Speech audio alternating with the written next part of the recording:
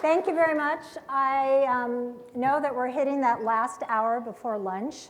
So before we get to the meat of this talk, I'm actually going to ask you to join me in an activity that will hopefully wake up our brains a bit and also give us a chance to move our bodies.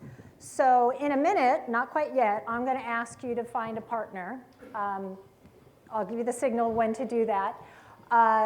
When you are with this partner, you're not going to be doing any trust falls. You're not going to reveal any intimate information. So it can be somebody you know. It can be somebody you don't know. It can even be someone you don't particularly like, because you're really, it's going to be a brief activity. Before we ask you to find a partner, I just want to let you know that it does work best if you're standing, but if for any reason someone either prefers not to stand or is not able to stand, then you can also do this seated, but most of you, I will invite you to stand. Okay, so I have a great partner here who's going to help me explain this activity to you. All right, you ready, Dr. Kelman? Okay. So actually, let me hold off on a second. Okay, I'm going to have you do the first part of this activity. And so what I'm going to do is ask you, without talking, please find a partner. And I'll give you about 30 seconds. So you can negotiate that however you want. If anyone is having trouble finding a partner, maybe some of my UCLA colleagues can help you or step in as a partner. Okay, so we're going to do this activity in 4 parts. The way it's going to work is Dr. Kelman and I will demonstrate each part. Then it'll be your turn. We'll give you a signal to start, and we'll give you a signal to stop, which will sound like this if we've worked this properly. So you're going to hear a song. That's just to get your attention. So you got to do the activity, but also listen for the song to know when to start.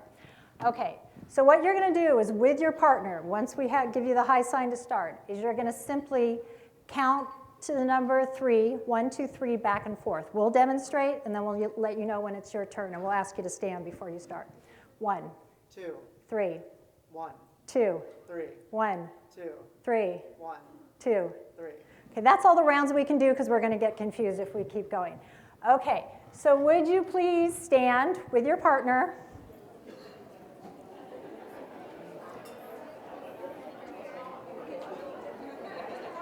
Okay, and if you could go ahead and begin until we say rest.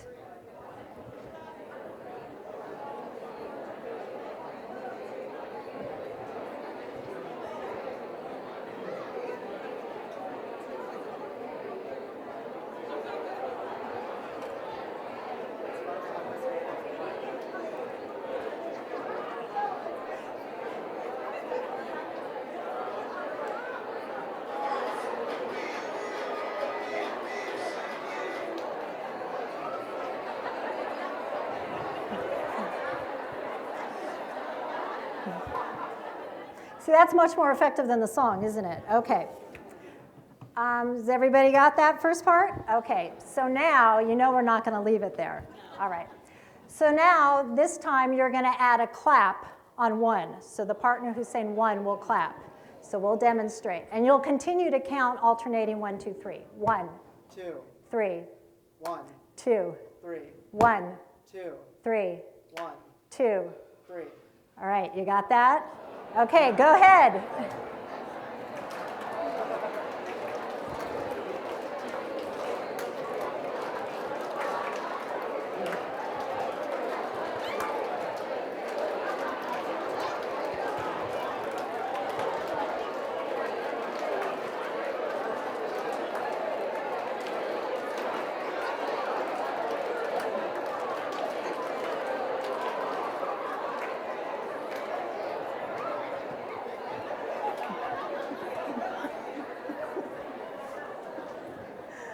Okay, is it getting a little harder?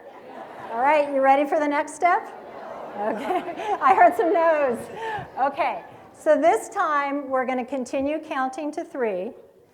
We're going to continue doing the clap on 1, but now we're going to add on 2, reaching our arms up towards the sky. Okay? So we're going to demo first. 1, 2, 3, 1, 2, 3, 1, 2, 3, 1, 2. 3. All right, go at it.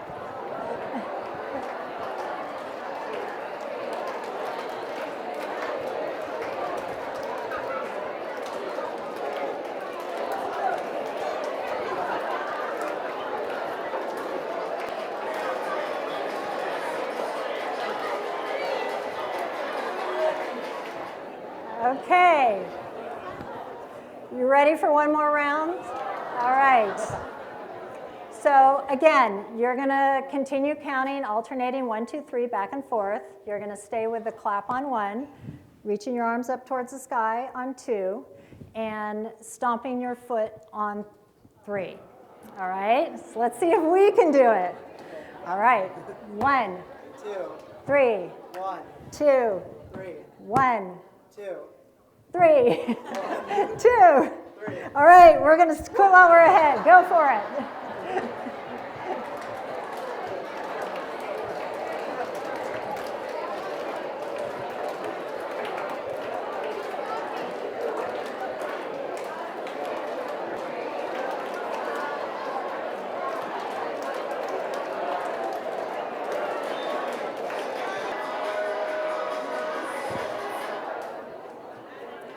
Okay, you can go ahead and have a seat. Thank you.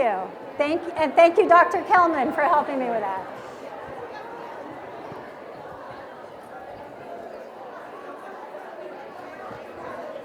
Okay, has everybody recovered from that activity? Okay, someone tell me what was the skill that you needed to have and to use in order to do that activity?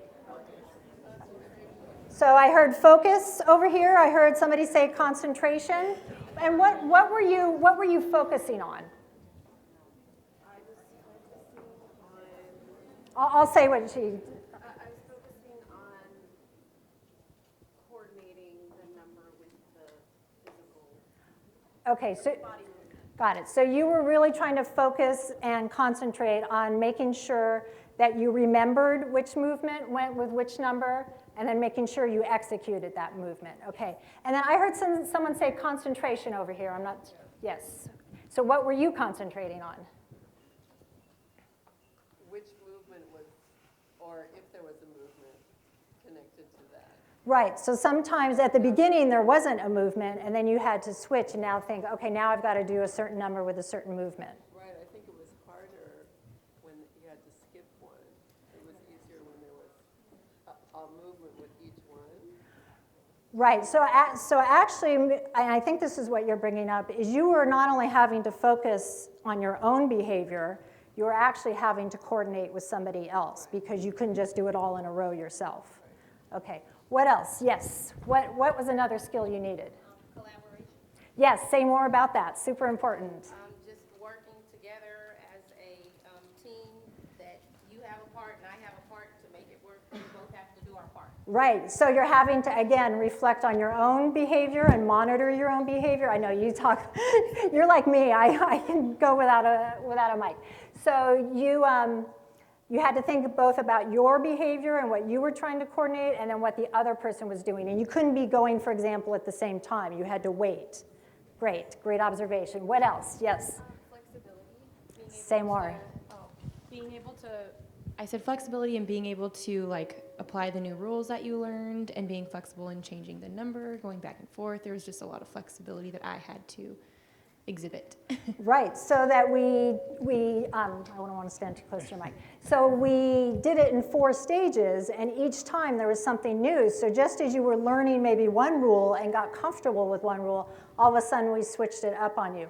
I will say I briefly toyed with the idea of actually making the last stage where you had to do it backwards, but I didn't think, at least Dr. Kelman might have been able to do it, but I was pretty sure I couldn't do it, so we didn't do that. But that would have been real flexibility. I thought I saw, okay, a hand over here. Yes, what other skills did you need for this? I would add to the flexibility piece that when I made a mistake, my partner did not get frustrated or mad, Because if she did, then I would have been like, and probably made more mistakes. Right, so this is a, you know, even though it's a pretty low-key environment, it's a little bit dysregulating to have to remember all this information, then act on it, and you're doing it with someone else, maybe you know that, or that you don't know. So it also maybe your partner is giving you feedback, either encouraging you, you certainly don't want them making you feel badly because you forgot a step. Yeah. I thought I saw a hand over here.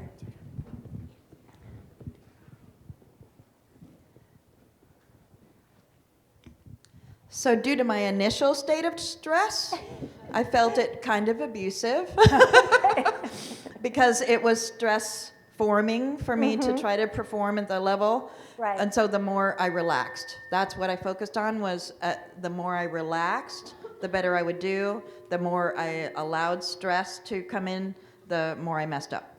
Right. So you bring up a really good point that, for one, an activity that might be relatively, there might be a variability in terms of how people respond to this activity. Some people might find it fun, some people might find it kind of a challenge, other people might just find it stressful. And I think that's really important, that we all remember that different activities can elicit different responses from people. But I also like the fact that even though it was initially a little bit dysregulating, you actually modulated that, what it sounds like, pretty well, and were able to keep that stress at bay.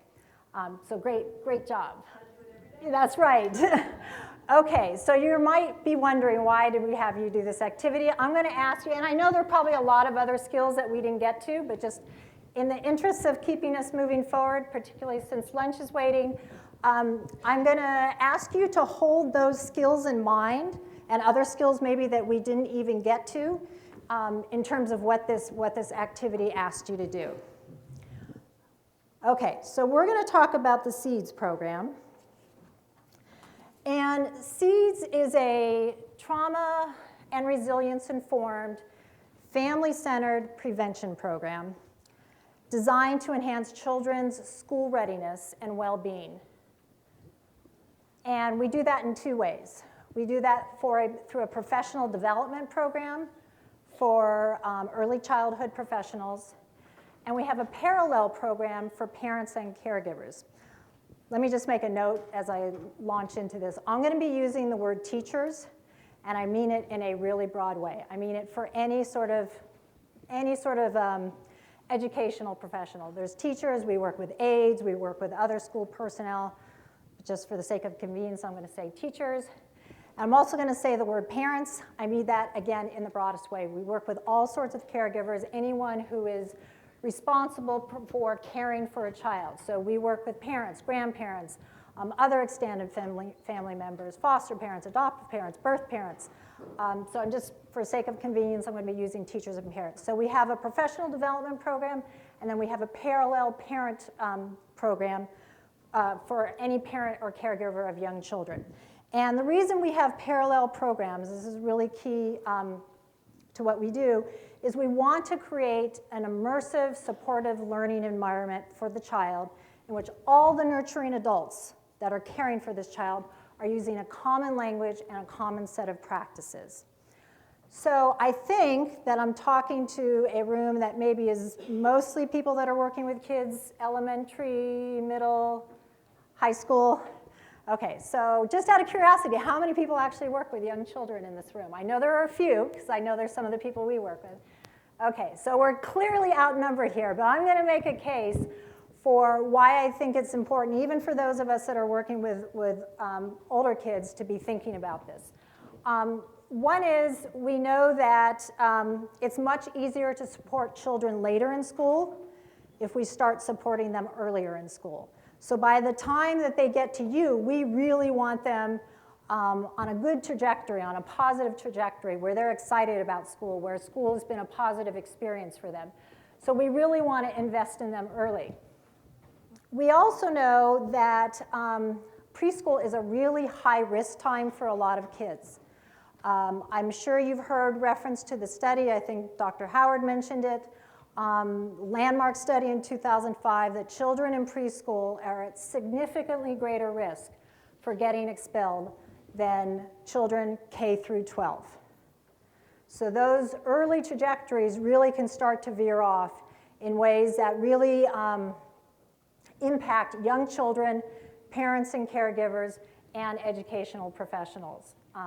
So we really want to intervene early with these kids. Okay, so I'm going to talk a little bit about the core elements of SEEDS. I'm not going to get, given the time, I won't be able to get to the nuts and bolts of what we do. But if we have time at the end and you want to ask questions, please feel free. Okay, so why do we think about school readiness as a family-level process? There's a couple reasons. Traditionally, historically, school readiness was seen as a solo venture for kids. It's like, this is kind of on them.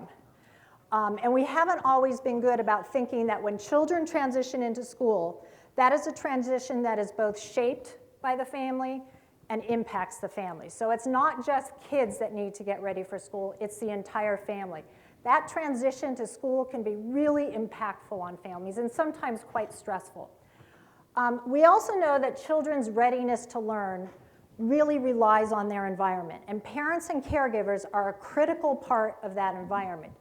The issue is, it's really challenging to figure out how do we actually engage parents in supporting children's early learning experience, and how do we do it in a way that parents and teachers can really work collaboratively. So we all might have the same goal of supporting our children's early learning experiences and getting them onto a positive trajectory, but we might have really different ideas about the best way to do that. So if we can work with parents and teachers collaboratively, having them adopt the same practices that work for their families, that work for their schools, then the child is embraced in an environment in which they're much more likely to have a successful experience in school.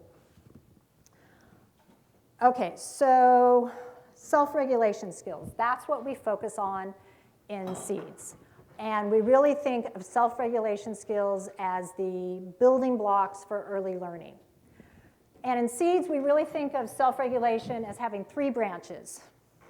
So behavioral control, emotion regulation, and what would the third be?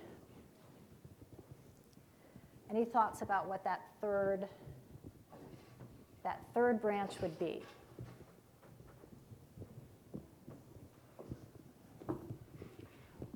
Any guesses? So behavior, emotions, what's the third branch? I heard somebody. Thinking, yes. So thinking skills. And what's another word or an expression that you may have heard around regulating our thinking processes, our thinking skills? I heard it. Metacognition, which is part of executive functioning. So executive functioning is sort of the neglected third branch of self-regulation. We really focus on emotion regulation, on behavioral control, but we often forget to think about, well, how do we support children in regulating their thinking processes? Because frankly, that's the one that's harder to see. So in SEEDS, we really try and think about all 3 branches of self-regulation and how do we support them. And a couple things to note about self-regulation and why we prioritize it so much is self-regulation skills, we know, are one of the strongest predictors of how children will do in school settings later and how they will do later in life. It's a much stronger predictor than IQ. So it's much more important to be self-regulated than it is to be smart, at least as tested by an IQ test. The other thing is when we ask kindergarten teachers, what are the skills that you want to see in kids that are walking into your classroom? What do you think they say? But what would that look like to a kindergarten teacher? Because they might not say, I want to really regulate a kid. Follows directions, plays well with others. Follows directions, plays well with others, yes. Crisscross applesauce? Yeah, so somebody that can actually sit in circle time, right? What else? What else do kindergarten teachers, or if you're a lower elementary school teacher, what do you want kids to be able to do when they come into your classroom? Follow directions. Self-reliance, that they can actually maybe initiate some tasks on their own, get started without you having to hover over them. What else? Yes? Keeping your hands to yourself. So if somebody does something to you that makes you mad or steals your toy, you want them to be able to inhibit. You want them to be able to inhibit that impulse to grab the toy back or to hit the other kid. And I heard somebody say something over here. Cooperation. So, and cooperation requires a lot of self-regulation skills because you may have to inhibit impulses, you have to be able to be flexible. So there's so many things that you need to be able to do in school, even later on, that are really reliant on self-regulation. Another cornerstone of SEEDS is that we really try and support teachers and parents in understanding how much self-regulation is impacted by trauma. So self-regulation is a developmental challenge for all kids, and for all adults, I should add. But it's particularly challenging, it can be particularly challenging for kids who are impacted by trauma. And not just trauma, I should say, but it doesn't have to be a major incident. It can be loss, it can be repeated experiences of being in a chaotic environment. It can be repeated experiences of discrimination. Anything that starts to chip away at your ability to manage your feelings, manage your behavior, manage your thinking processes are going to be affected. So we really try and help adults that are working with young children to understand what self-regulation might look like when they've been impacted by trauma. And I want to, Dr. Howard mentioned those, put up that slide about fight, flight, or freeze, and mentioned the kids that are walking out of classrooms. So what's the parallel of that in a preschool class? What's the thing that everybody is kind of a common activity in all preschool classes? You're sitting in what? Circle time, and there's always that one child or two kids who are doing what? They're doing something else. They're not sitting in circle time, and that's probably pretty dysregulating to a teacher, because you're trying to get circle time going, and you've got this one child who's stepping out of the circle or running around or off playing with blocks. Why might that child be stepping out of circle time? I heard they're anxious, they might be bored. What else? Yes, so that might actually be a really adaptive strategy for that child. That circle time is overwhelming, and they don't have another strategy to help them regulate in circle time. So they're actually doing something pretty adaptive, but to that teacher, that educator, it's really frustrating. But we try and help them to understand what might be driving that behavior. Okay, this is a really critical part of what we do in SEED. So children's self-regulation skills, they don't just happen by accident. They are nurtured, cultivated, supported through co-regulation from adults. There's really no way for children to develop self-regulation skills in the absence of a relationship with a nurturing adult.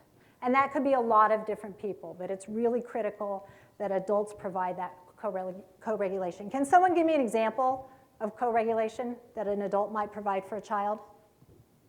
Yes. Teaching them how to breathe to calm down. Right, teaching them how to breathe. And what might be an instance in which kids need to do that? If there's like separation anxiety. Okay, that's a great example. So a parent or a caregiver drops off a child at a preschool, and the child's really upset, they're having a hard time, and maybe the teacher kind of swoops in and is able to support that child through that process. What is required for us to co-regulate as adults? What do we have to have? Yes, so we have to be self-regulated. So a lot of times when we are supporting parents or teachers around the idea of, okay, you got to help this child co-regulate, we're assuming all these adults are able to regulate themselves. And we don't necessarily give them a lot of support or time to figure out, well, wait, how am I going to regulate myself before I can regulate somebody else?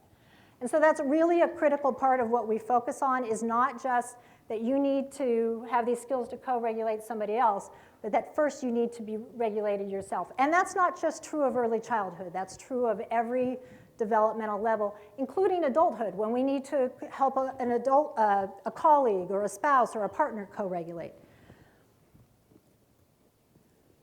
Okay, this is a really critical principle that we follow in SEEDS, this idea that children need opportunities to build and practice their self-regulation skills in cool moments if they're going to be able to deploy them in hot moments.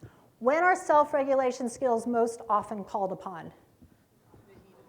In the heat of the moment. When you're dysregulated, that's the time we need to self-regulate. The problem is, if that's kind of the first time or the only times that you're really being called upon to use those skills or to practice those skills or refine those skills, it's really hard to do. I don't love this expression, but it captures the idea that this is an old expression, you know, the time to teach somebody to swim is not when they're drowning. So we really try and build in moments for parents and teachers to practice these skills in cool moments, to help children practice these skills in cool moments.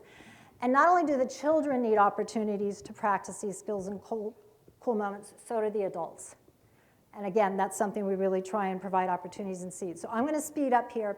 One thing I want to say about SEEDS is it's not a curriculum. It's not a prescribed set of lessons.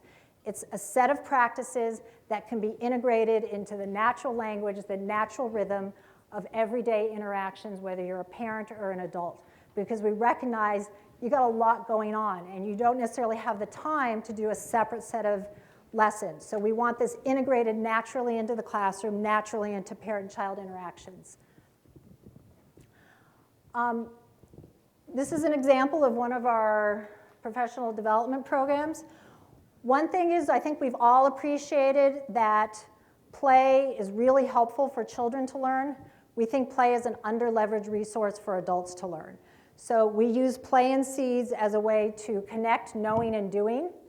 A lot of times we know the skills that we're learning, we don't know how to execute them, or we don't have a lot of opportunity to practice them.